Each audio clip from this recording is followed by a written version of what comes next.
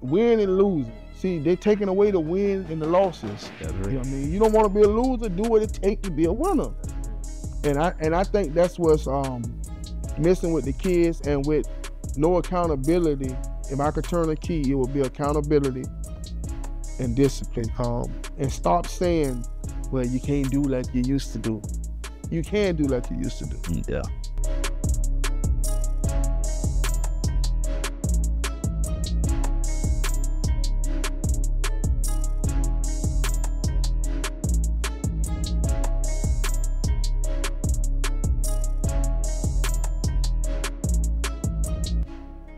Welcome world, welcome family to another episode of the EL2A Podcast. I'm your host, Jamie Gilmore Jr., man, and to the right of me, man, we got a very, very special guest, man. If you watch sports, if you're on social media, you've seen this man some way, somehow. He probably just popped up on your feed. He had every football game in Marion County.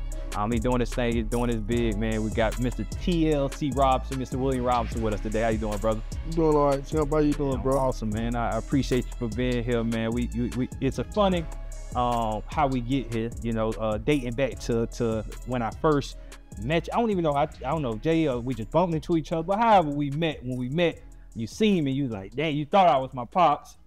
Right. You thought, age today, man. Yeah, you thought I was my pops, and then we connected. I was like, nah, I was son. Then we connected, man, and ever since we connected, bro, and I tell you this every time I see you, you told me what you wanted to do.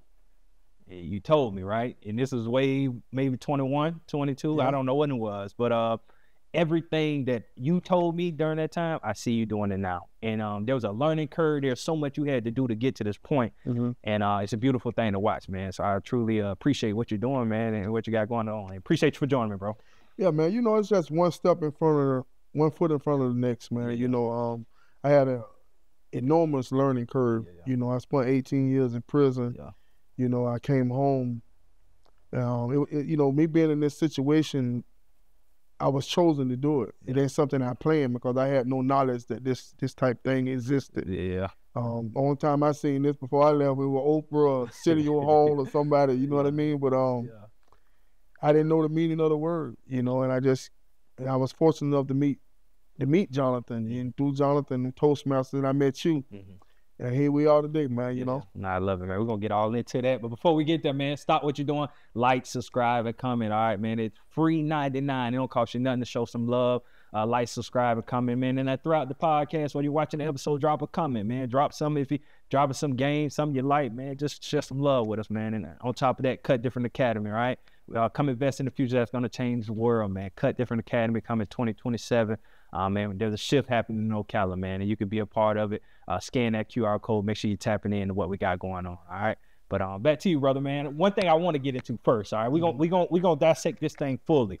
But I want to start right with the TLC. So I'm big in branding. I love branding. You know, you drive down the roads, you see Target, you see Wingstop. They all got these different colors and different things that you see that pop out to you to make you gravitate to it. When you look at us, we got the KD, we got the K backwards, right? Because we want people to say, "Why that's back?" You know, it's just getting cleared up about it. When I look at you, TLC, those are three specific letters that you chose: talk, love, communication. That's right. Tell me the importance of those three words. Well, I was at a point, like I say, I'm gonna back it up. You know, I had a spinal surgery when I was rehabbing. You know, I was in prison, so my journey, I had like 90 days left, and every time I would lay down to go to sleep, you know, I always read my Bible every morning, midday, nighttime. And I kept hearing the word podcast. You know, so therefore I come home, tell my family, you know, hey, God told me to do a podcast. What is a podcast? You know, and look on YouTube. What is YouTube? I don't know nothing. Okay, so I come home, visiting family members, doing all the things that you think is the right thing. But I wasn't podcasting. So I think I'm more than what I was, think I'm better than what I was, and I fell and I broke my leg, ruptured all the ligaments in my ankle. So I'm sitting up about 5-6 months, foot in the air, can't do nothing. And I remember saying, well, Lord, if you allow me to walk again, I promise you I'm a podcast. So I said, Lord, what I'm going to name it? I don't know nothing. What I'm going to do? You know, so I set a pen and paper on my nightstand. And when I woke up the next morning, it was scribbled. But it said talk, love, communication. And as I think about those things, you know, love is something that is not much shown in today's world. It's not even spoken that much anymore. You know, a lot of time I interview the kids, I say, anybody told you they love you today? A lot of them say no. Yeah. You know? Yeah. And that's something, you know, and communication, you know, and communication is key in any relationship. I really believe that through the proper forms of love and communication, all problems, situations, circumstances can be resolved. Yeah. Podcast. So to think about being in a time like that, broken, foot up, and you talking to God. Most people when they talking to God, they say to God, if you do this for me, I'm a, you know what I mean? It'd be something different. You know, it'd be a podcast. Yeah. Why do you think specifically a podcast for you? I think I'm naturally curious. I care about people. You know, first of all, you know, my heart changed. You know, I'm a new man. You know, I believe in the Lord Jesus Christ, and it's impossible for you to love God and not love your fellow man and your fellow brother. And my heart is for, I don't want people to have to go through what I went through. You understand what I'm saying? Because if you don't hold your loved ones and yourself accountable, the system will. Mm-hmm. And if I can help someone from not going through what I went through, that's what I'm here for. And I think that's with communication. You know what I'm saying? I like communication skills. You know, most men do. Yeah. You know what I mean? We taught to be tough, suck it up, stop crying. Yeah. You know, we'll stay out the door and cut the grass, fix the plants, change the oil before we go in there and talk to the woman who say, I want to talk to you when you get home. You know, so I think communication is key, man. And the branding, you know, and like I said, I didn't come up with the name. I feel like the Lord gave me the name. And when it makes sense, it matches who I am because I'm genuinely concerned with people. I'm a caring person. You know, I love people. Yeah. You know, I wish the best for everyone. I have no ill will toward nobody. Yeah. You know, due to popular, you know, demand. But I actually, you know, I got love in my heart for everybody, man. Yeah. You know? Yeah. So what has this taught you? So this whole process of podcasting, because again, you breaking down folks' lives. You get to sit down with somebody and I tell people, I love this connection, right? Because you learn so much about a person, but you also learn this stuff about yourself through hearing someone else's journey and story. Through your, you know, process of doing this podcast and interviewing kids, what have you learned about yourself? I learned, I remember one of the main things when I first started podcasting, I had to tell myself, hey, don't be cutting people off. Yeah. Because how my brain works is so many things that rumble in my brain. My brain works at a different frequency. That's why when I interview people, I have a pen and paper and I write down notes because I want to not interrupt that person. Mm-hmm. I want to let that person get it out. Mm-hmm. You know, the best interviewers are, you ask them a question, they take off. Yeah. You know what I'm saying? I've learned patience. I've learned to look within myself. I'm the type of person, I can hear your story. Mm-hmm. I've always been that type of person. Mm-hmm. To hear your story and learn from you. Yeah. Networking. I've interviewed people that I call them a year later and they're able to help someone else. Yeah. You know, the love in the community. We just had a situation where a lot of people in the community didn't know where they was trying to take Madison Street away from us. Mm-hmm. Mm-hmm. You know, they was like a week away from making a decision. Yeah. But the community didn't know, you know, ignorance. You know, just means lack of knowledge. And we kind of done some things behind the scene, and I kind of went in there to tick them. Yeah. You know what I'm saying? Let them know what we stand for, you know, what it means to us as a community. So community is just more love. Just taught me how to love and sacrifice. Yeah. You know, to me, it's impossible to love properly without sacrifice. Love is sacrifice to me. Yeah. Yeah. Now, we're speaking about this word love so much. And I was going to tell you, you brought it up before I got to it. That's something that always stuck out to me. That when you say, if no one else told you, William Robinson loved you. Like, that's big. Even me watching the video, I seen people cry on your stuff from hearing you say them words to you. Usually when we usually give the world something that we miss. Is there any time in your life that you felt like, you know, love was missing or that was something that was a void for you? I've always felt love. You know, I remember my mom, I made a statement, early in my podcast, and I say, growing up, we was poor. Yeah, so mom ain't like that. You know, and I say, but I didn't realize we was poor because of the love. Yeah. You know, and mom said, we wasn't poor. You know what I'm saying? We had the same thing everybody else. We always poor, mom. Yeah, We grew up above the quarters, you know what I'm saying? yeah. And with the truth is, I had a little more than my neighbors. You know, my mom went to work and taught me responsibility. I'm the oldest child. You know, she woke me up and she taught me how to boil those hot dogs, put those french fries in the oven because I have little brothers. Mm-hmm. You know what I'm saying? No daycare back then. Yeah. You know what I'm saying? I'm the daycare. For sure. And I don't think I was missing love, but God, my relationship with God taught me to love different. Yeah. And one of the main things that transformed for me, and it's so simple how God uses things in your life to make you get it. And I remember I used to, you know, I had my oldest child at the time. You know, you a father now. Mm-hmm. Man, the love for that first child, you know, a lot of people say, well, you know, you love everybody the same, all of them. You know what I mean? Hey, and I remember going to the church in jail, and the man say, you must love mother, father, son, or daughter. Either man who loves mother, father, son, or daughter more than me is not worthy of me. And I said to myself, man, I got to love God more than I love Whitley. Yeah. You know? Mm-hmm. And that resonated with me because I'd do anything in the world. I'm doing anything in the world for Whitley. You know what I'm saying? So I knew that's the level of love I had to have for God. Yeah. And when I focused that kind of attention and love toward God, it changed my heart. Yeah. I remember calling my mom one time on the phone. But you know, in the county, it could be rough. Mm-hmm. You know, especially back in those days. You know, it was a guy, businessman from Crystal River, you know, prime gazelle. You know what I mean? You just see the gazelle, Mm-hmm. limping gazelle. So you know what the cheetah gonna do. Yes, sir. And, you know, not proud of it. At one point in time in my life, I was one of those cheetahs and the lions. And all my friends, cheetahs and lions. But I'm still reading this Bible, but my heart is changing. So it got to the point to where I'm defending this man. And I don't know why. I mean, it's in my nature. I'm doing it. And as I'm doing it, I'm saying, boy, what's wrong with you? Yeah. You know what I mean? It's your partner. You know, but it got in my heart. And I called my mom. I said, Mom, Mama, something wrong with me. And she said, what's wrong, son? I said, Mama, I don't know, Mama, something wrong with me. And she kind of frightened. She said, son, what's wrong? I said, Mom, I don't know, I love these people. She like, oh, son, it's okay, it'll be all right. I said, no, Mama, you don't understand, Mama. I love these people. You know, godly love is different, man. Sure.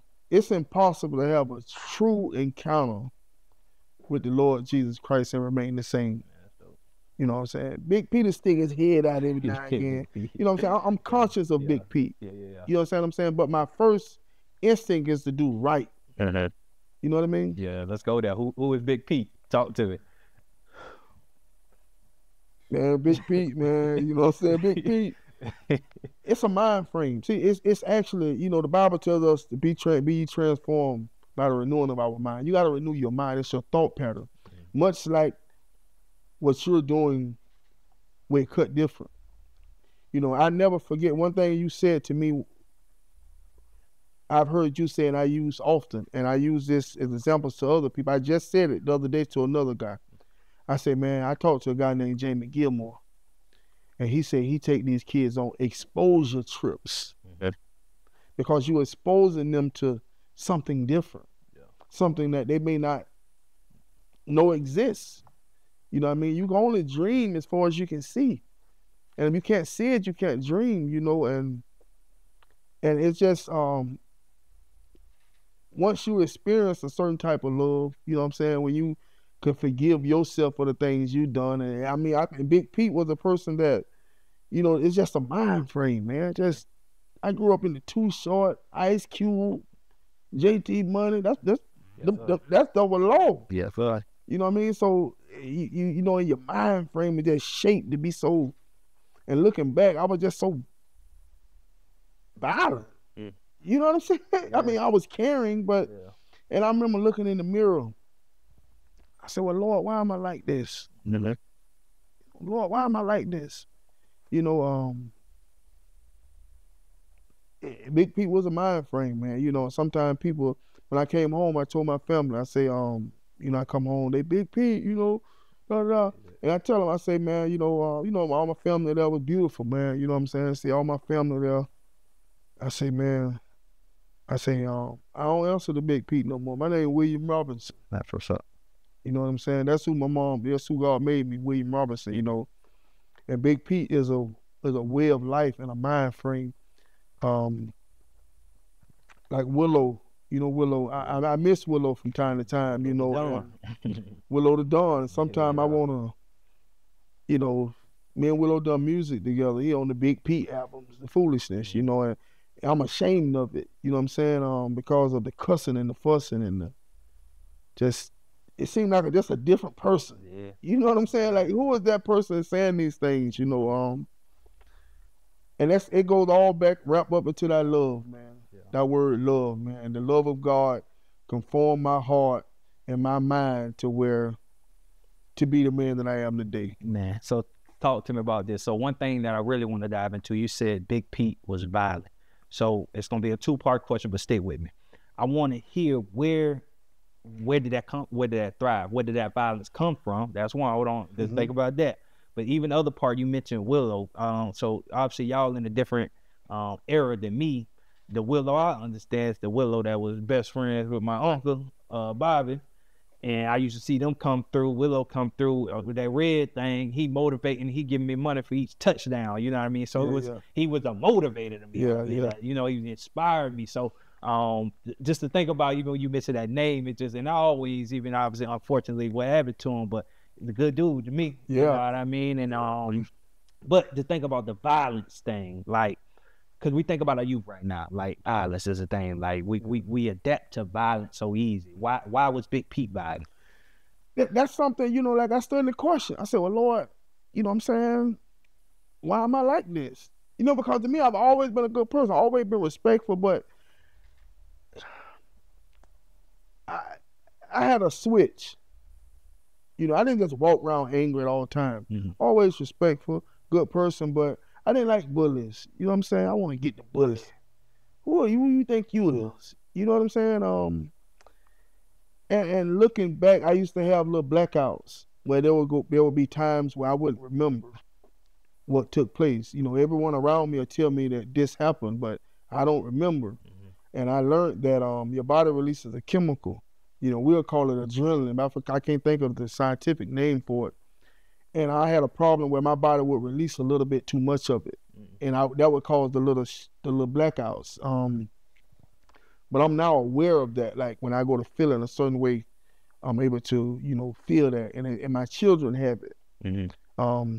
So I'm very conscious of my kids, you know, and I tell them things, and because I understand them. You know what I'm saying? And also I think it's very important. I think bloodline is so important. I don't know where the violence, you know, I grew up, man, you know, we used to do things like, I always, like I say, it was a loving home. You know what I'm saying? I think I seen some things as a kid. That being the oldest child, you know, you see things that your siblings don't see. You know, even when it comes, it's a moment that you know that it's a moment that your brother know that you don't know. It may be 3-4 years was serious. You know what I'm saying? You understand what I'm saying? And I seen some things, and they make me a protector. I'm very, very protecting toward territory of the things that I love. Being a son, the oldest son, and feeling like the protector. You understand what I'm saying? But I used to do things, you know, I ain't proud of it, but, you know, I was, you know, in the dog game, all these things. And I think the music, believe it or not, bro, I believe it's the music, because my mom taught me quality things. You know, I remember one time, you know, you got your little girlfriend, you know what I'm saying, the one mama know. And, you know, and back then, them days, you know, ain't no cell phone, so if you on the phone in the living room and mama pick up in her room, it's the same line. So I got my little girlfriend, and so I'm like, You know, my mama know her and everything, so I'm, doing my, you 1, 2, Yeah. and my mama picked up the phone in the room. So I said, don't say nothing. My mama say, who is this? I said, don't you say nothing. Mama said, get off my phone. Hang up this phone right now.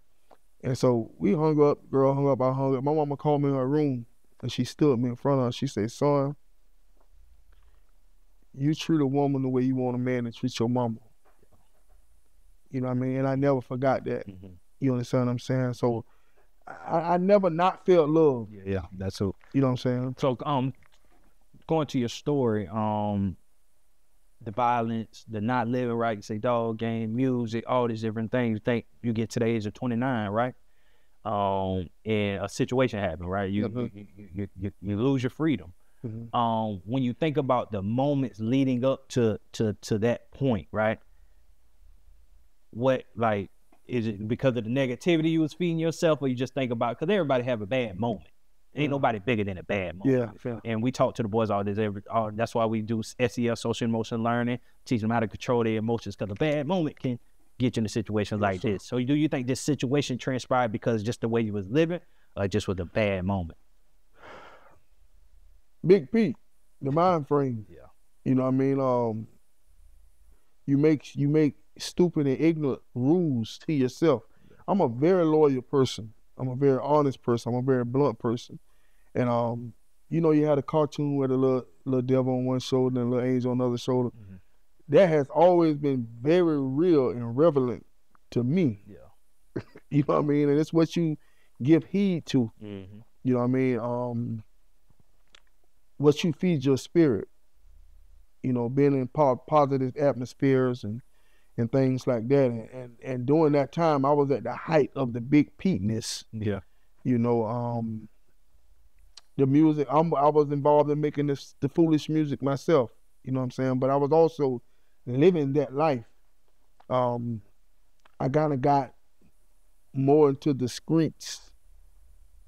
Because I was always, looking back, people tell you things, and I was introduced, I grew up in Buzzard Quarters, you know what I mean? So it's fight or flight. Yeah. And I'm born and raised there, so you can't go nowhere. So you fight, you know what I'm saying? So fighting, the culture was different then, Jamie. Like, you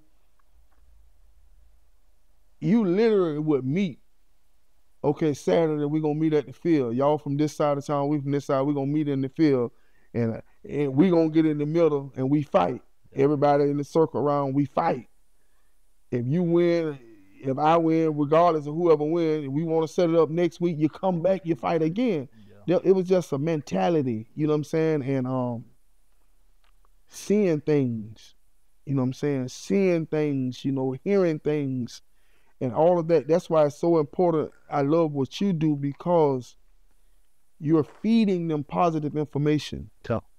We all young computers. We all computers. So I think what went into me and the things I saw, and that's something I really think about, because loving home. Yeah.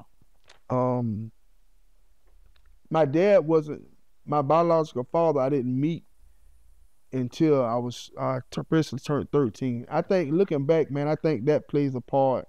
And when I met him, good man, whatever, you know what I'm saying, loved me. And it wasn't a situation where he never wanted to be there. They was children, you know what I'm saying, the parents' kids. And my mom was visiting New Jersey. Pop goes to Weasel, call the Weasel, go Pop, you know what I'm saying. Send her back to Florida. He a kid, she a kid. He don't know where they at. All he knows is they're in Florida. You know what I mean? It was a type situation like that. But meeting my father helped me to understand myself. Yeah. He pretty much didn't have a part of my raising, but I'm so much like this man. DNA is hard to beat. You can raise someone how you want to raise them, but that DNA, that's Jamie's son. Yeah. You understand what I'm saying? And I'm so much like this man to where it's crazy. My situation when I left, I had a daughter that was like 2 years old at the time. So of course I had no part of her raising. Neither did I see her my entire time in prison because they moved away. And right now we got a perfect relationship, excellent relationship. And she realizes that I'm just like this man. Because she expressed to me like, my whole life I felt like I'm not like them, like her sisters or her siblings. I'm not like these people. You know what I'm saying? And my sisters, we grew up in the same house, but I'm not like them. They're not like me. I'm different. And I believe that bloodline is serious. And my family, my bloodline, my father's blood, we are, this ain't no back down. You know what I'm saying? Even though right now I'm the best version of myself. Right now. Yeah. TLC Robinson is the best person that I can be. But Jesus said, my hour is not yet come yet. Yeah. He ain't laid down his life till it was his hour. Meaning, you know what I mean? I still have, you know what I mean? That doesn't mean I'm a pushover because I choose to do right. You know what I mean? I speak up for what I speak up for, what I believe in. I asked my best friend, I said, man, you think I changed? He said, no, you the same person. You know what I mean? Yeah. But he's saying that in the sense of the genuineness and the sincerityness and the, you know what I mean? I have a lot more compassion in my heart for people. Yeah. Jamie, that's an excellent. I don't know where to balance. I think music and I've been doing them dogs and stuff, man, since I was a kid, man. See them dogs killing each other, boy. Willow had a bad. What was that Willow dog back? Bonnie. What was it? Bonnie. Was that the one? I think it was one I was trying. That might be the name, but he had a bad one. Anywho, when you think about that prison bid, right? 18 years. That's a long time. Wallow 267. You familiar with Wallow 267? Yes, sir. He did the 20-year bid, but he came back and he had a slogan that said, don't wait till it's too late, right? Basically telling the youth, like, don't wait till it's too late to make the right decision. When it's too late, death or jail. If you get 18 years, now you're looking crazy. If you could think about your bid, I want to know what you learned from that experience. Like, what was your biggest takeaway? And as well, if you had a slogan you would come out to tell to youth, what it would be. What I learned most, first of all, I want to say that November the 7th, so in a week or so, I'll be home 4 years. Congratulations, dog. Yeah, appreciate you. And just for me to think, all that has happened in 4 years, and to think I was gone 4 times longer than what I've been, it's a, you know what I mean? Crazy. And for me to come home the man I am, because prison can mess you up.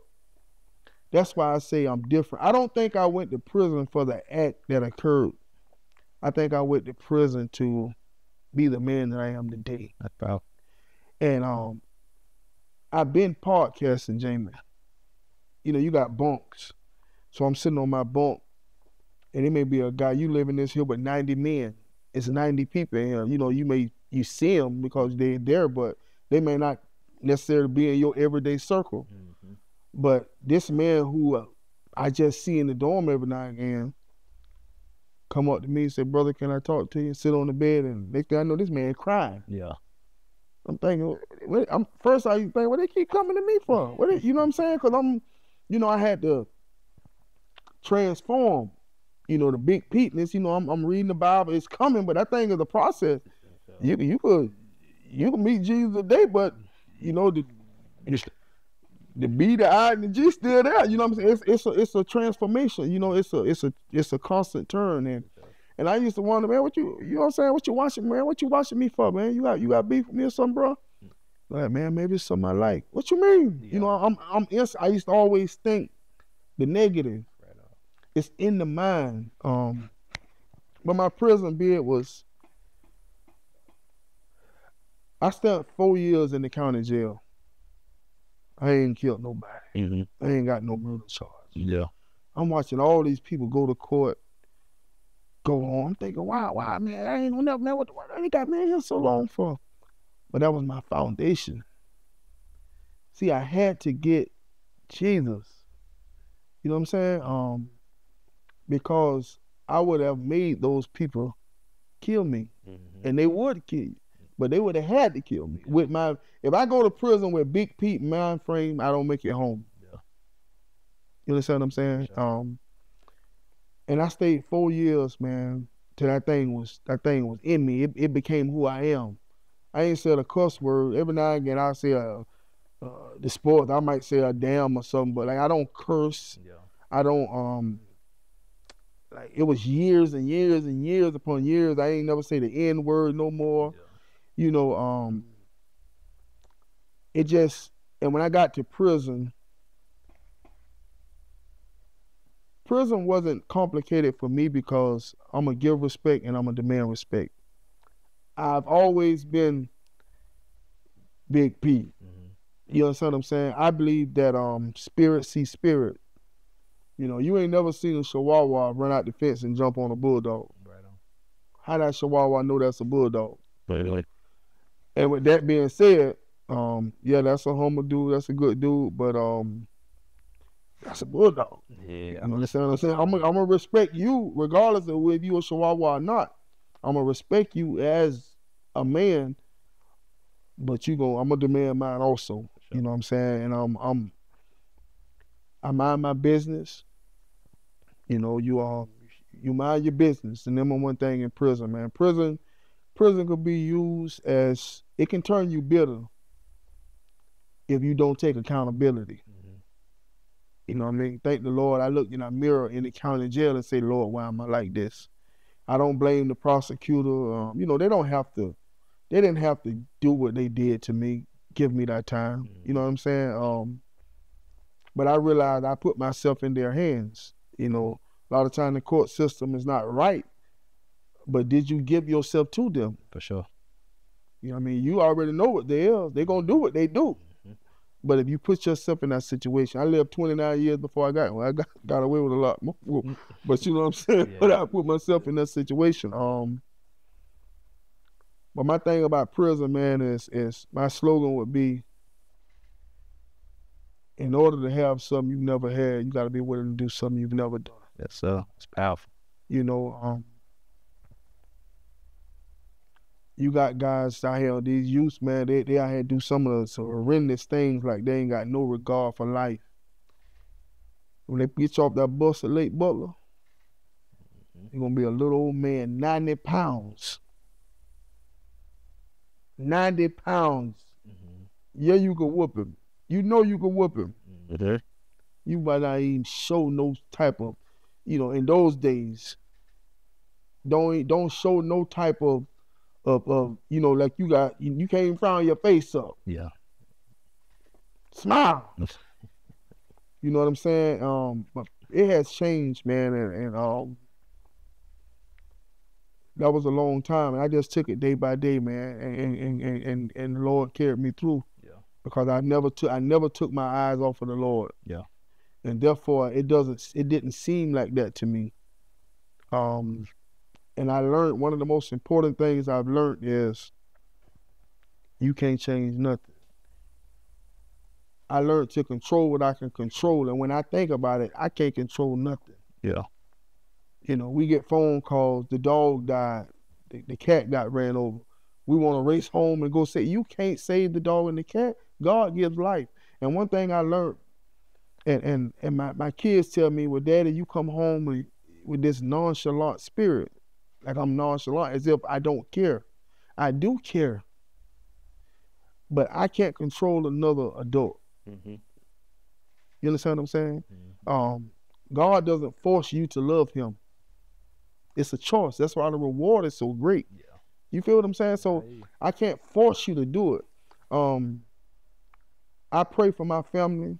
I wake up in the morning, soon as I open my eyes, I pray for my family. Now I gotta survive. Now I got to survive to make it home to my family. So therefore, that being said, when you pray, people don't understand what they say, well, pray and leave it up to God. People run their mouth.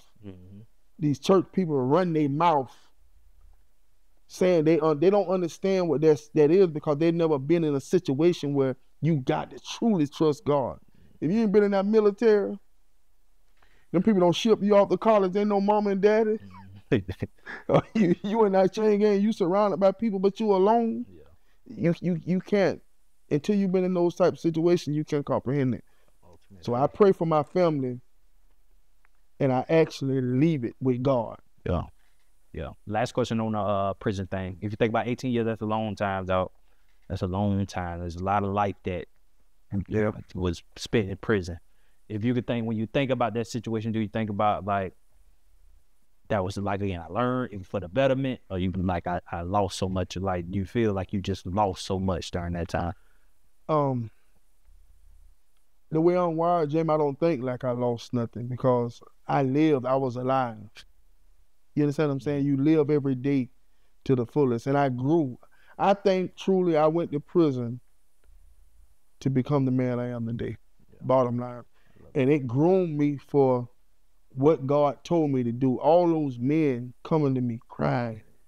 Like, I received phone calls from guys, man. Guys call me, man, and they say, man, you the only person. I used to tell guys in prison, I was like, man, give me your phone number, man. You know, I go on with 3 years or 5 years, whatever. I say, man, give me your phone number. And I got this book with these people phone them over the years that I've met. And I said, man, you remember that, man. You know how many people don't told me that, man. Everybody go on, they told me that. I said, well, you remember the name William Robinson. See, and I tell them that because they coming to me because of the Jesus in me. So I have an opportunity by my actions to allow another man to believe in Jesus, which is the ultimate goal. For sure.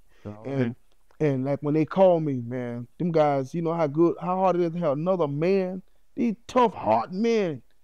Man, I love you too, bro. Some of them jokers won't say it. Yeah. You know, but consistent and being persistent, they'll tell you.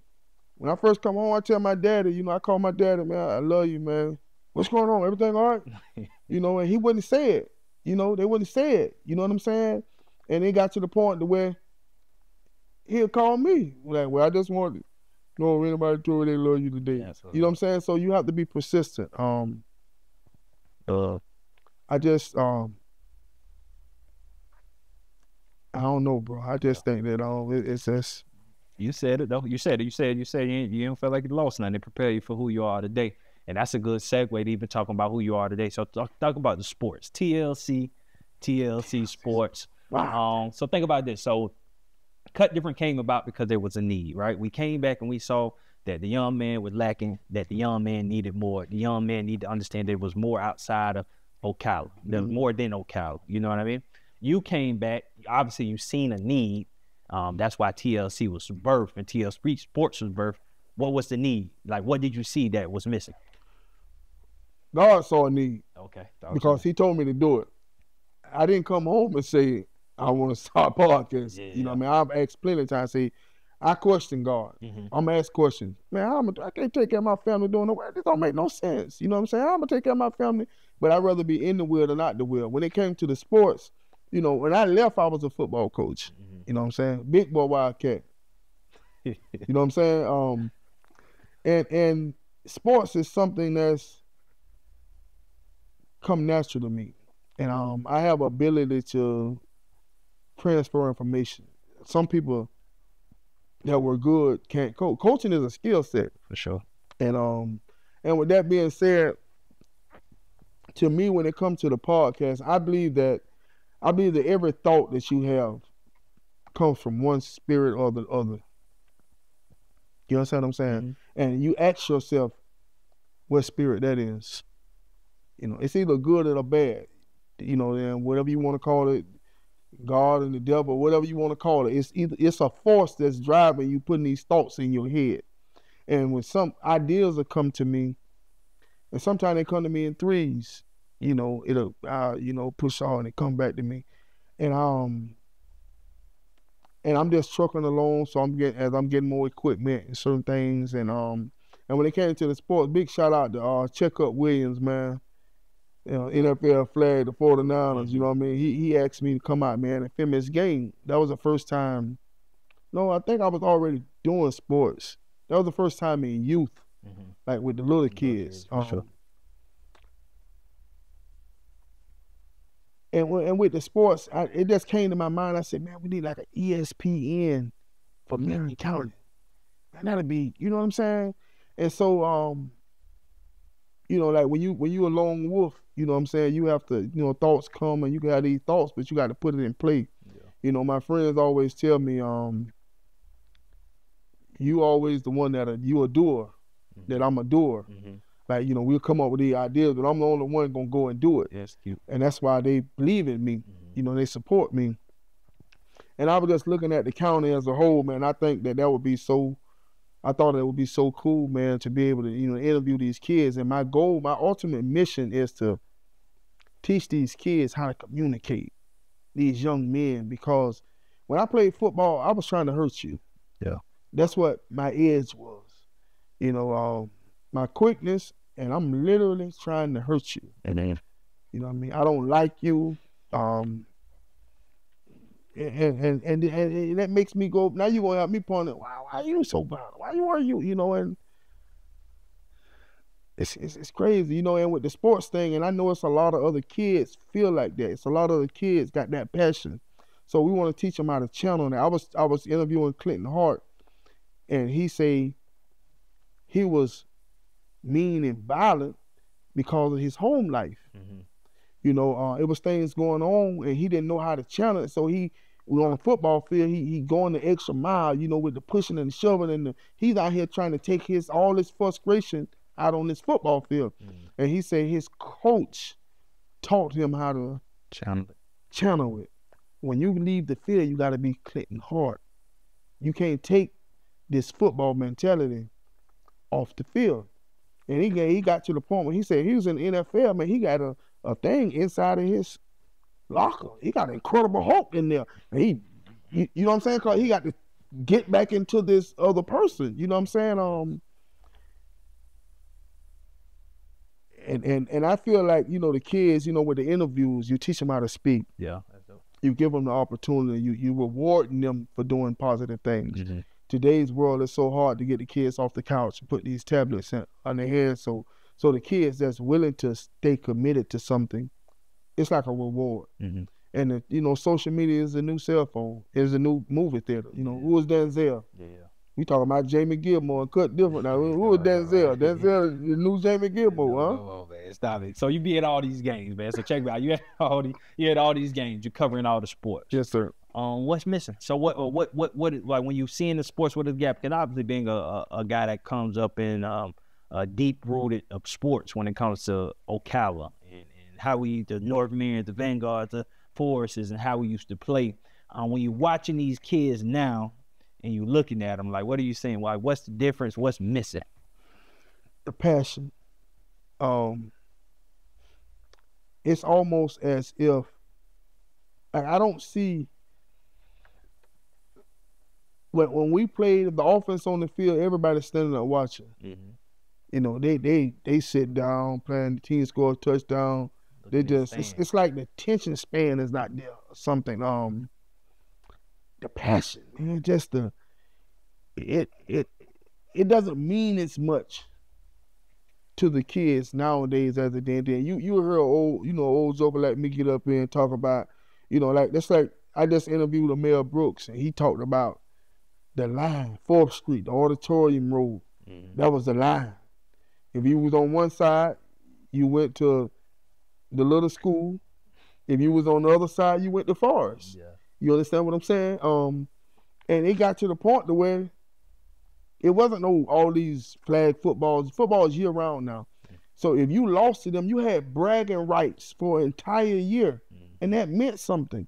It got to the point to where you might talk to them, you really don't like them. You don't. They're not going to be your close friend. Yeah. You understand what I'm saying? It was really rivalries. You know what I'm saying? And the community and the support. Back then you had like you say, Willow did you. You know what I'm saying? I mean, he scraped with your Uncle Burr. I ain't no Burr with your uncle either. Yeah, my mom brother. Yeah, showing up is. Showing up is. Yeah. And that love that he showed you. You know what I'm saying? To give you the motivation. Some of that doesn't go on today. You know what I'm saying? The OGs is not really there. You know what I'm saying? Myself, I often think about how I used to, come home and I see the college person, the tag there, and my mentality, you know what I'm saying? They cut off, man. I ain't going to them people, man. You know what I'm saying? Because I didn't have a big brother. Mm-hmm. You know, my grandmother had 9 kids, 7 girls, 2 uncles. You know, neither one of them in the sports. Yeah. So I didn't have no one over me to lead and guide me to say, but it's gonna be all right. You know what I'm saying? It's not like that or whatever. You know what I mean? The violent mind and the mind frame was, you know, in my mind, you know, back times were different. Mm-hmm. You know, I may be 20 years, them 20 years made a big difference, especially in Marion County. The rest of the world may not have been the way Marion County was, but Marion County is a little behind time. Yeah. In my mind, man, I ain't finna go up there with them white people, man. People ain't finna, you know what I'm saying? I don't know none of them people, you know what I'm saying? I'm looking at, you know what I mean? But that was ignorance. Mm-hmm. And those are the things that I wish I was educated on, you know, so today it's a little different. Yeah. You know what I mean? The kids are a lot more exposed to exposure trips, a lot of things. And so my job is to try to teach the kid to communicate, give them opportunity to showcase themselves and reward them for their good doing. Check this out. So I'm all about market research. A lot of people, they do certain things the same way just because it's been done before and it just keeps happening. You're somebody that's done the market research. You've been like literally going from school to school, game to game. So there's things you're seeing. There's trends that you are seeing. There's things that you like, okay, this should change, or this change. So I know on your platform, you usually are interviewing somebody else, and it's kind of sometimes hard it's not hard, but sometimes, I don't know, you may have done it, I just ain't seen it, but to say, you know, I don't seen it, we need to do this. This is what need to happen. On this platform, if you had a key to the sports world of Ocala, right? What would you change? Like, what would be done differently so we could take Ocala sports to the next level? Discipline, structure. Okay. The world, and it's funny because by me missing those 18 years, I missed all of this millennium stuff and these COVID baby, whatever they call them, whatever. Yeah. Kids been being born for thousands of years. Yeah. I don't think kids are different. I think the parents are different. I think we babysit them a little bit too much. Society have a narrative that they want to push, and we just buy into it. I think we walk around in the matrix a little bit too much. You know what I'm saying? I don't want the blue pill. Yeah. I want the red one. I don't even want a red one. I'm checking to see if they got a green pill, huh? Yeah. But hey, okay. But I don't think it's accountability. Yeah. My word for all of last year was accountability. They don't hold the kids accountable. They tell me, well, kids are different nowadays. No, they're not. No, they're not. I watched John Brentley is over at Forest High School. Now, big shout out to Coach Cullen. I love Coach Cullen. That's my guy. And I watched Forest play Trinity in week 3. Forest played North Marion. They had a bye week. Week 3, I'm at Trinity Catholic watching Forest. Now, on the show, I picked Trinity Catholic. You know what I'm saying? I went to Forest. Mm-hmm. So I went against the grain, okay? Trinity won. But when I watched Forest play, I said, that's a different Forest team right there. Mm-hmm. See, one man could make a difference. One TLC Robinson, Mm-hmm. one Jamie Gilmore, Mm-hmm. one Nick Saban, one Bill Belichick. You understand what I'm saying? For sure. You make a difference. I believe that these football teams are a reflection of their coaches. And when you watch Forest High School Friday night, you're going to see a different Forest High School. Win, lose, or draw, you're going to see a team that don't give up. You're going to see a team that sticks together. You're going to see a team that fights all the way through. Yeah. And that's a reflection. That was my first time meeting Coach Brentley, the interview I did with him last week. Oh. And you see it's different. Yeah. You know what I mean? First of all, he's older, mature. You know what I mean? He's not out there kidding with the kids. Mm-hmm. You know what I mean? you can't, you go to some of these practices, they cussing, the kids cussing openly, hanging out with the coaches like they partners. You know what I'm saying? That's hot. You know what I'm saying? I'm a player's coach myself. You know what I'm saying? I'm for you. You gonna know coach love you. I coach football like I raise my children. Daddy love you. Yeah. Daddy do anything for you. Now mom and daddy going to that schoolhouse, acting up, talking about the grown people, cutting that rope. You see what I'm saying? So it's the same thing. It's discipline. You got to have structure. Sure. So you let the kids know that you form, you want best for them, but there has to be a line drawn. We out there, you know, a lot of the players around, we talk about Coach Simmons. We talk about Coach Yancey. You know, the man say Steve Run, the best athlete he ever coached in his life. Yeah. But Steve didn't play a year. You see what I'm saying? Mm-hmm. Did that hurt him? Would he have won more games? Yes. But he broke the rule, man. Yeah. The rule apply. And that's what's missing. The accountability to me. And I think if understand that you're the coach and not their friend. You're their coach first. Mm-hmm. When I see my coach, this man 83, 84 years old now, man, I mean, that's coach. You know what I mean? To me, it's the same. I turn right back into the little 16-year-old that, you know what I mean, respect him, everything or whatever, you know what I mean? Man, I'm a 50-year-old man. Yeah. You know what I mean? But the respect is there because he was a coach to me. He wasn't my friend. I mean, I just jacked me up one time. I was late to, I was a senior. We had a bunch of, we were very young. Brian Edwards, mm-hmm. Tony McCall, all them, Wayne Pompey, them guys were like in the 10th. And I was the leader, you know, the bona fide leader, you know what I'm saying? Clear-cut leader. My boss, you see how I am now, imagine Peter. Yeah. That was before Big Pete. We talking about Peter. And Peter ain't played. Peter ain't in his hot son. Peter want to win. You know, winning was everything to me. Winning, I don't like to lose. To this day, I don't like to lose. You know what I'm saying? I play a 5-year-old in the game, I'm beating it. Yeah. You know, I don't believe everybody get a ticket and a ribbon. Yeah.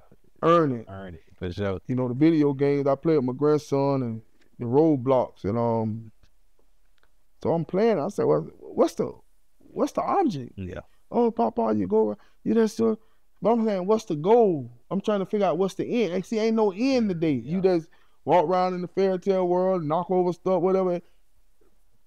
Win and losing. See, they taking away the wins and the losses. You know what I mean? You don't want to be a loser. Do what it takes to be a winner. And I think that's what's missing with the kids and with no accountability. If I could turn a key, it would be accountability and discipline. And stop saying, well, you can't do like you used to do. You can do like you used to do. Yeah. Now, like, tell me this. Who is Tick Bailey?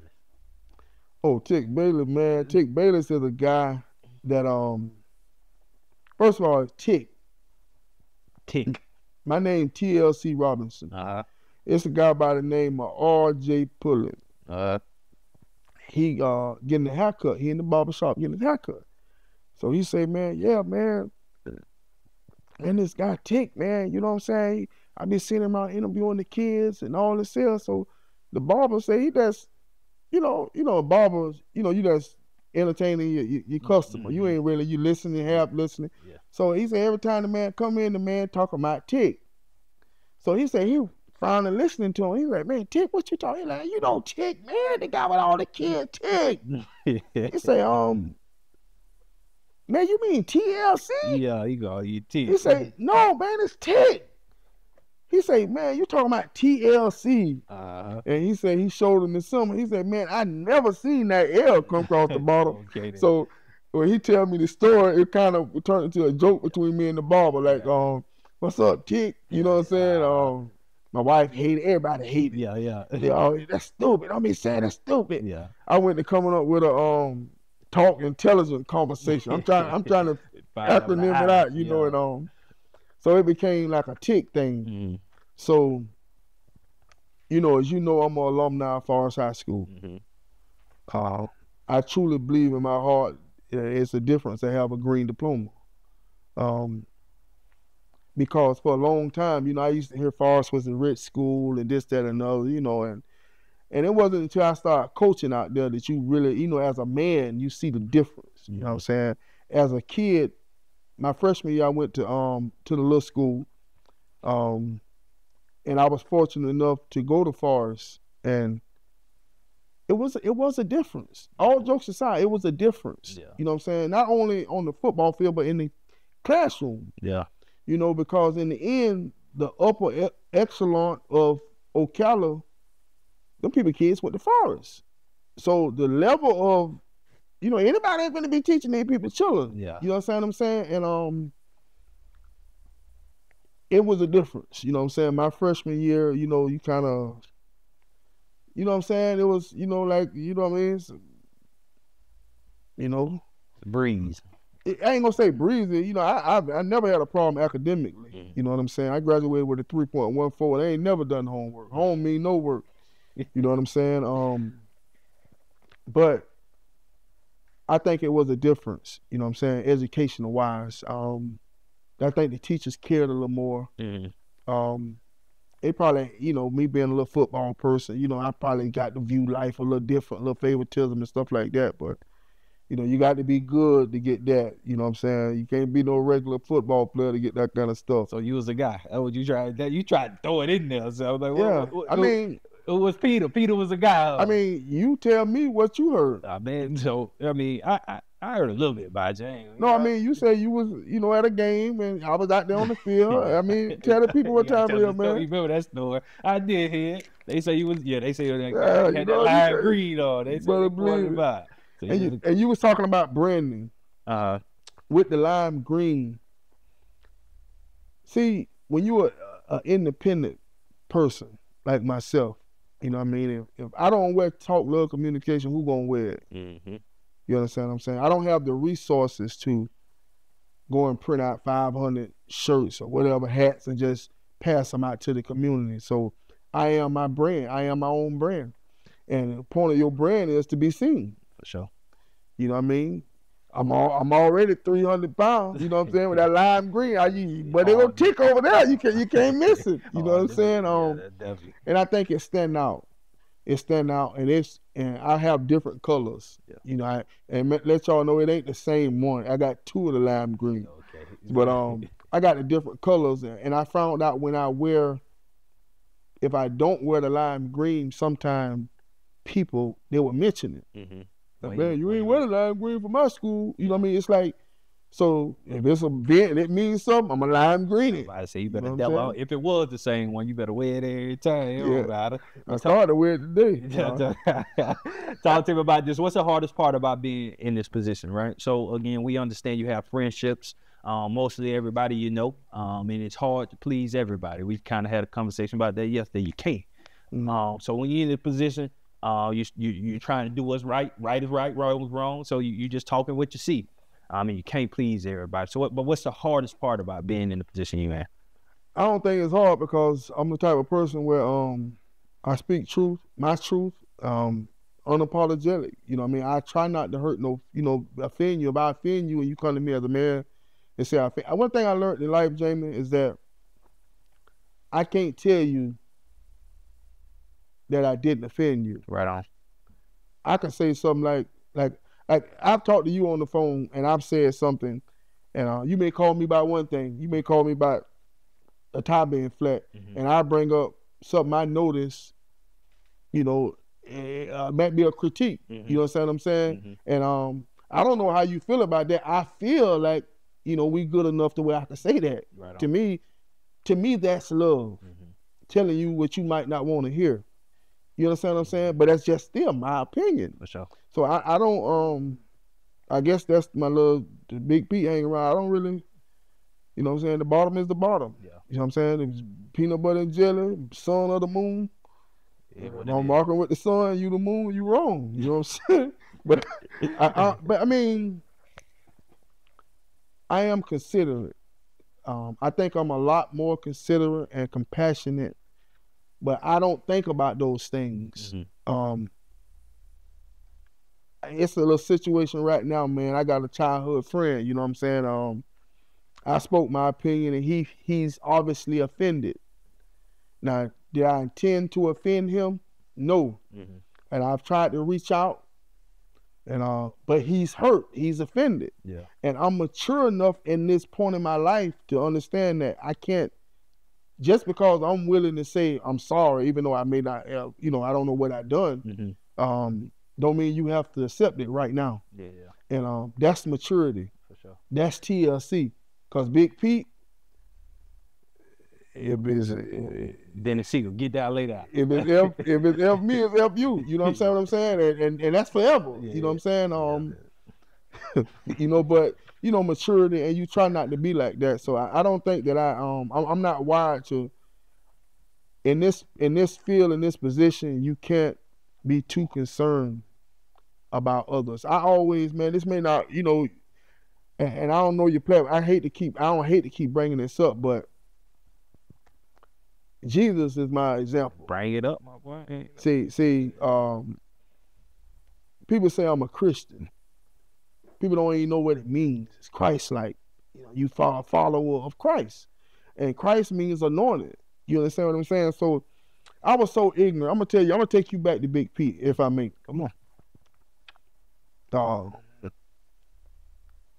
Big P was ignorant, man. You know what I'm saying? Just ignorant, and I had the mind frame, man. I don't read no Bible, man. You know what I'm saying? The white man wrote the Bible. Just stupid. You know what I'm saying?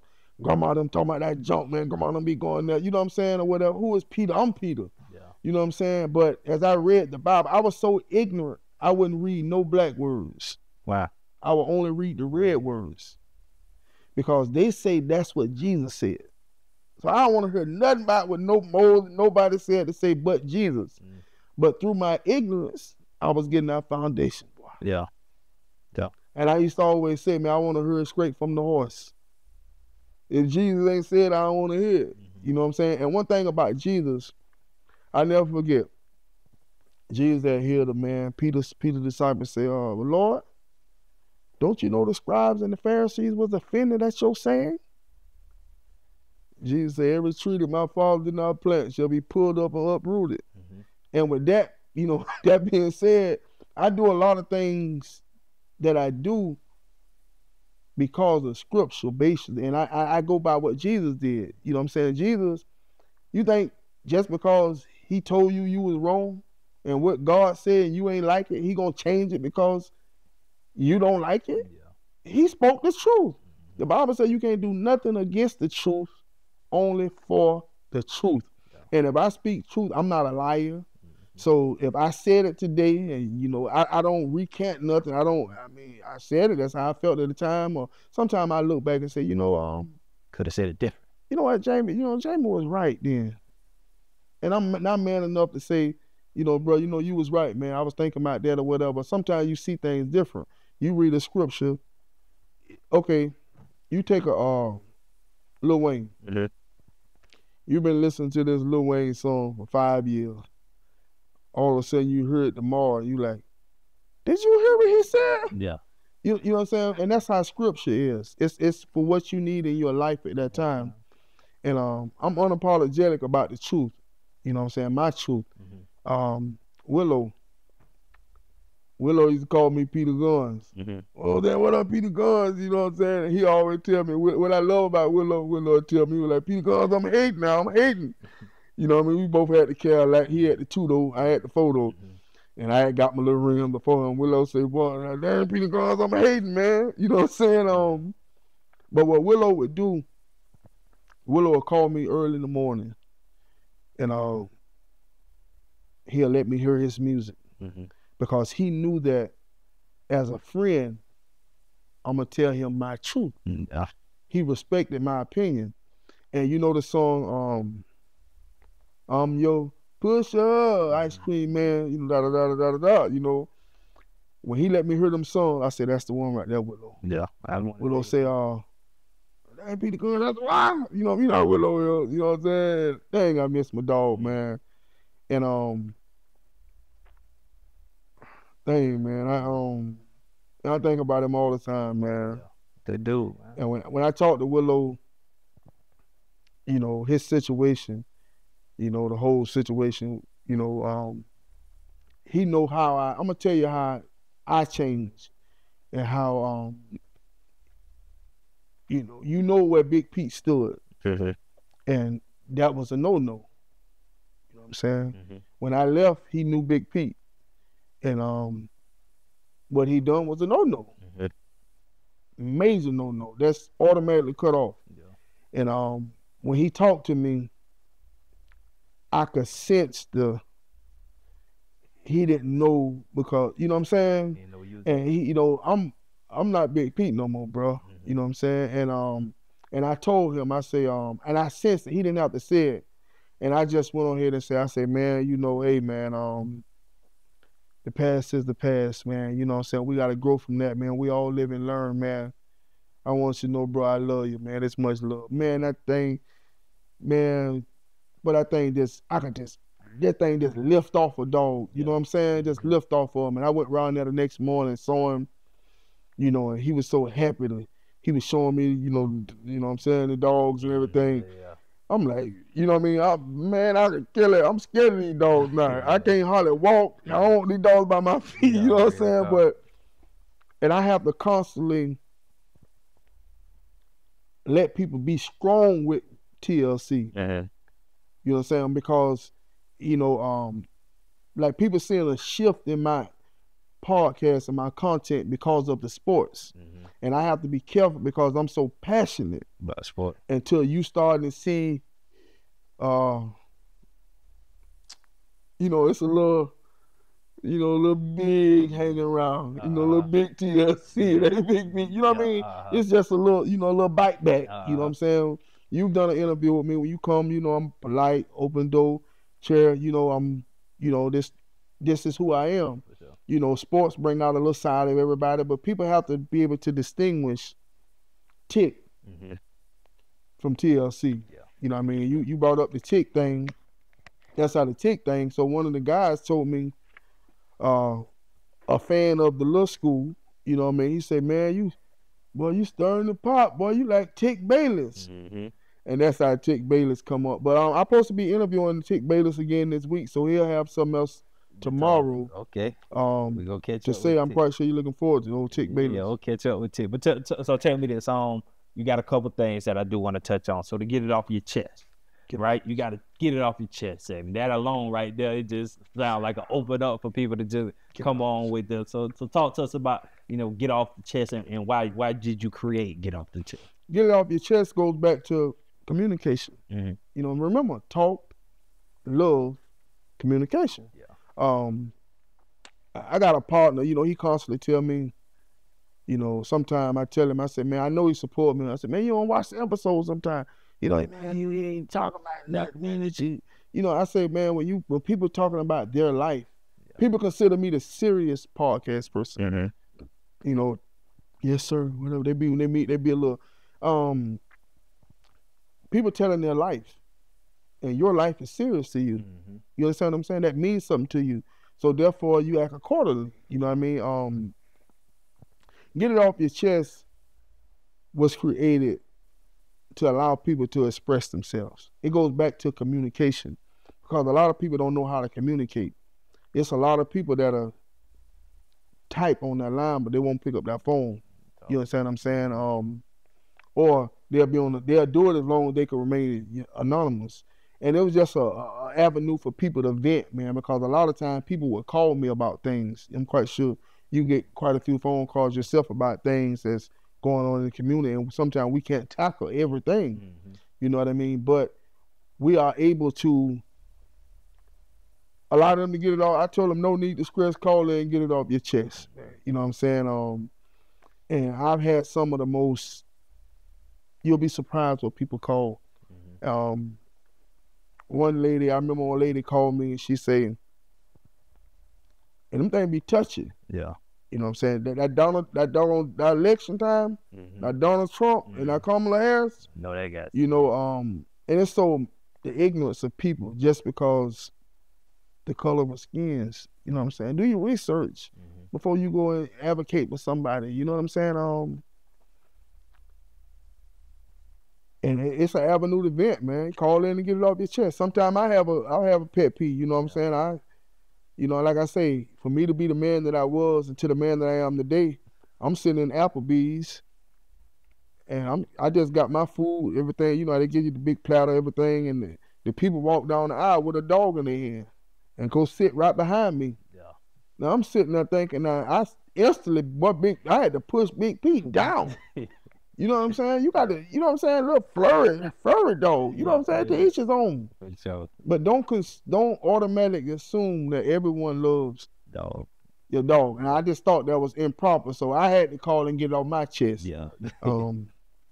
But I just pick topics, man, things in the community, that people bring to me that they don't want a voice or they want to be in the background. You just be the voice for the people. Yeah. And so your last one I'm thinking about is the one you do with Dante and them, right? So that's just the game. Y'all analyzing the games for the week. Y'all break down. Pretty sure there's a name for it, but the reason I'm bringing it up because that's Dante Culpepper. And I think some people, because obviously Dante hometown hero, he come back. But some, since his time away from the league, I think some people forget that that's Dante Culpepper. That's Dante Culpepper. That's Dante Culpepper. Dante Culpepper. You get what I'm saying? And you got him joining you weekly for your for that episode or for those episodes that you're doing. What does that mean to you to have him joining you? First, the name of it is TLC Sports Marion County. Okay. It goes back to everything, and it goes back to my original vision to have like an ESPN for Marion County. When I first called, Pep did an interview with me around Christmas time or whatever. And Pep is a behind the scenes type guy. Pep wished not to be, you know what I'm saying? He want to retire, get out all the, and he came and done an interview and we kind of connect. He always, one thing about Pep, man, of course, the guy's the greatest player in Marion County history. You know what I'm saying? Borderline Hall of Famer. Like you say, people forget, this man one of the best in the world. So for a couple of years. One of the first NFL players to ever get $100 million contract. Man. You know what I'm saying? It's Dante Cole, like you say. And but he's always, if I had to sum that guy up in one word, man, that's a humble man. For sure. Big man. If very few people I stand beside and feel small. That's one of them, And I called him and I mentioned it to him because he told me after the interview, after we done the episode, he was like, man, I want to, moving forward, anything you have going on, man, I want to be a part of. I like what you're doing, you know what I'm saying? Keep up the good work.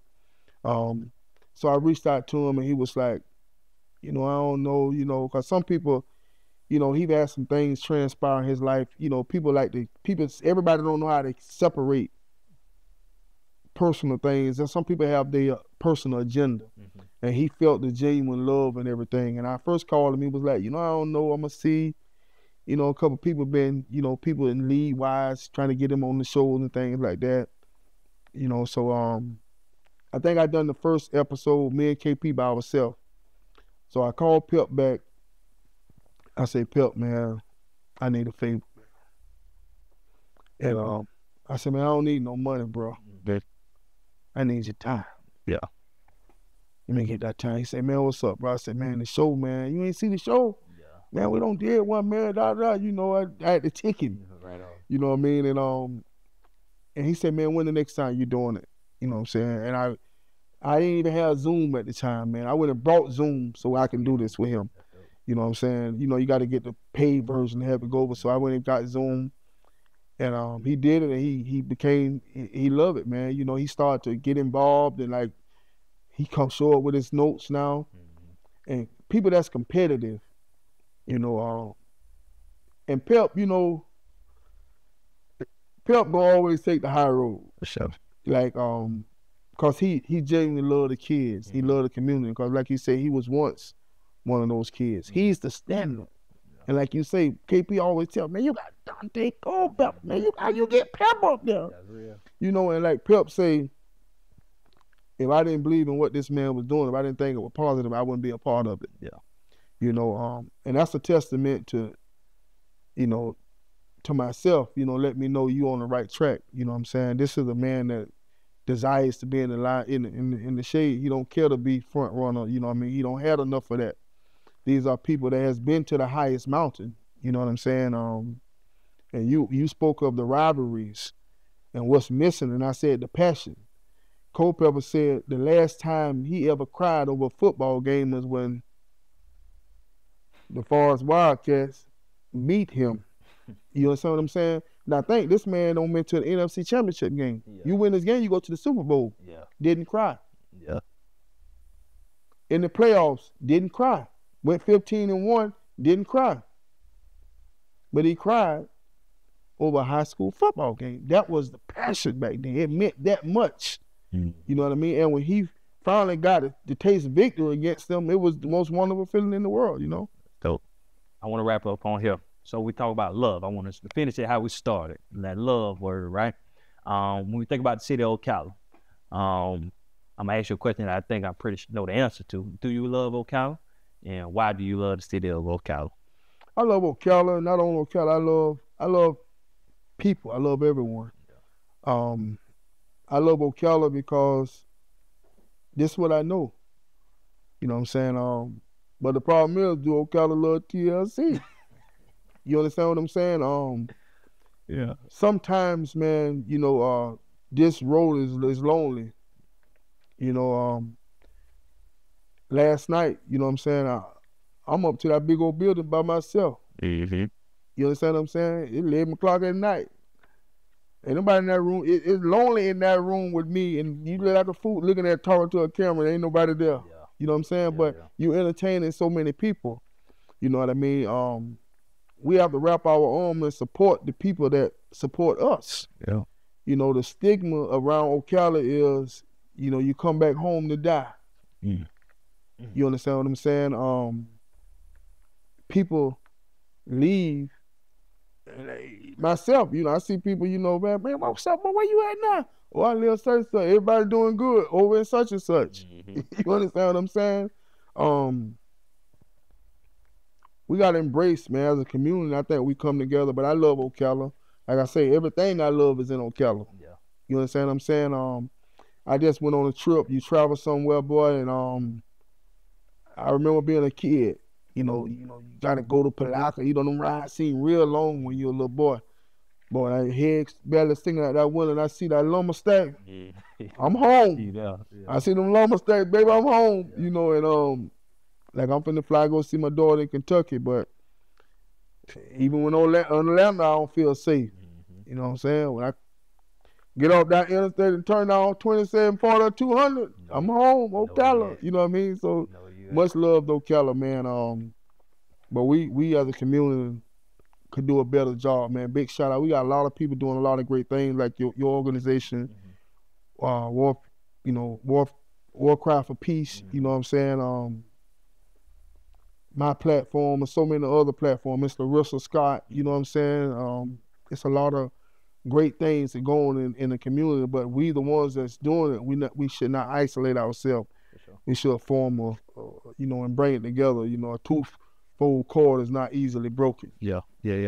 Talking about that, and because you're a leader in the city, and I know people are gonna watch this, and if the people, how do we, like, in your opinion, we need to come together, but like, what are some steps and like what's holding us back? Mentality. Back down. And it all goes down to, man, I'm a deep person. I'm a realist, man. Like, you gotta understand, man, life was different just 50, 60 years ago. Mm-hmm. Martin Luther King been dead for 60 years. They ain't 60 years yet. Yeah. You know what I'm saying? So a lot of us that's still here and the people that's making, decisions, from a certain era, man, you know what I'm saying? And it's like the crab in the bucket thing. Yeah. You know what I'm saying? But it's about showing genuine love and those people believing in the one that we can elevate one, and maybe he will come back. We need a what her name is, railroad. Harriet Tubman.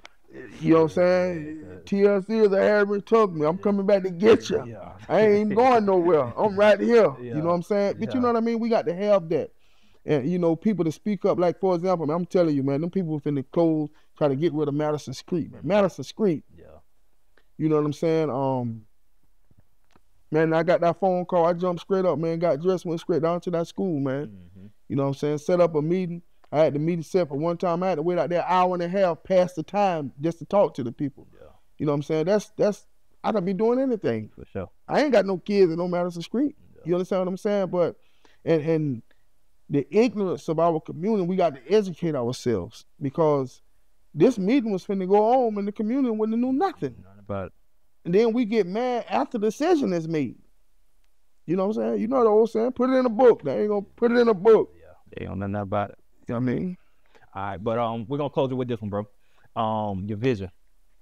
So for what you got going on, like what's next? Where do you see this going? My goal is to have my goal is to have it as like a station. Every night you come home, 8 o'clock, you go to TLC Robinson. It's gonna be get it off your chest one day. TLC Sports Maritime the next day. TLC Family Fun, Jeopardy, Wheel of Fortune. You know what I'm saying? You know, certain things for each day of the week. It's like a channel. It's like a production. You know, as you get older, you find yourself with nothing to do.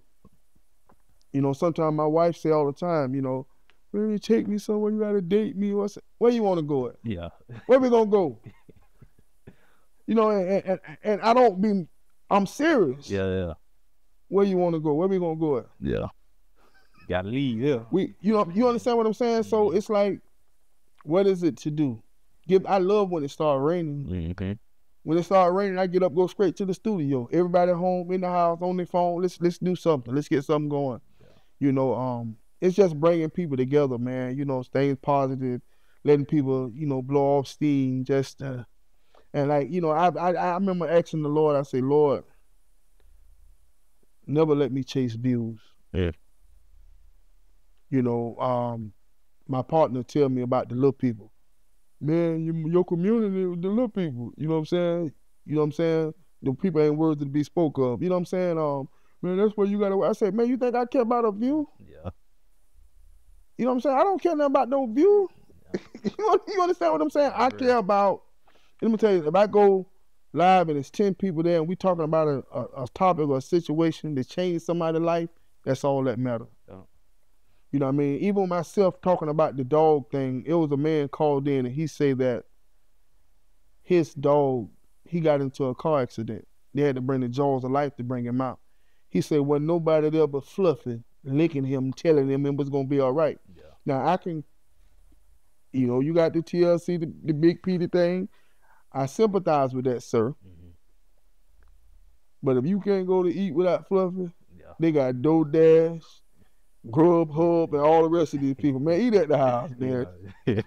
Nah, I reckon with you, man. But nah, I appreciate you, bro. I appreciate you for joining me, man. I knew we would get it done. And, I do want you to know this, dog. And I'm super, super proud. And I mean that, man. Like, from seeing somebody that come from idea to execution, that's the hardest thing to do. So many people got great ideas. They say the best ideas in the graveyard, right? Because everybody die with them.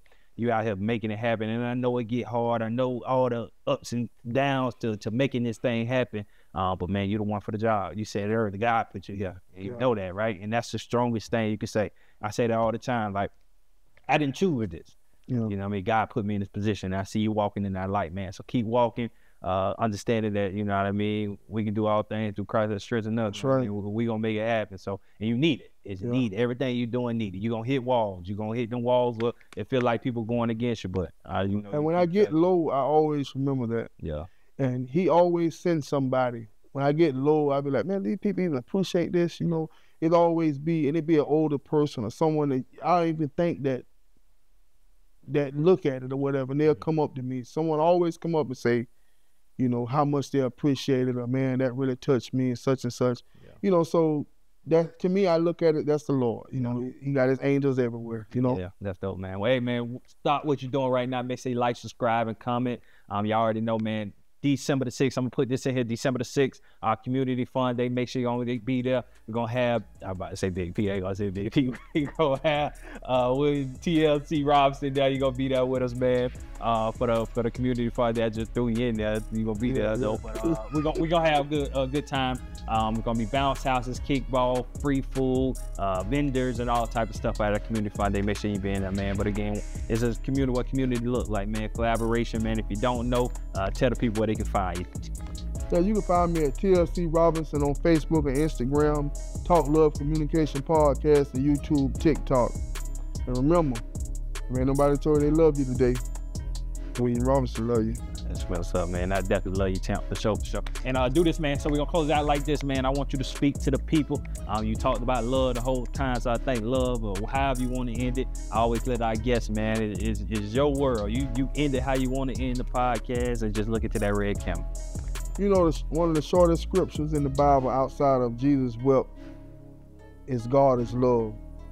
You know, love is something that's powerful. Love can Love is a force.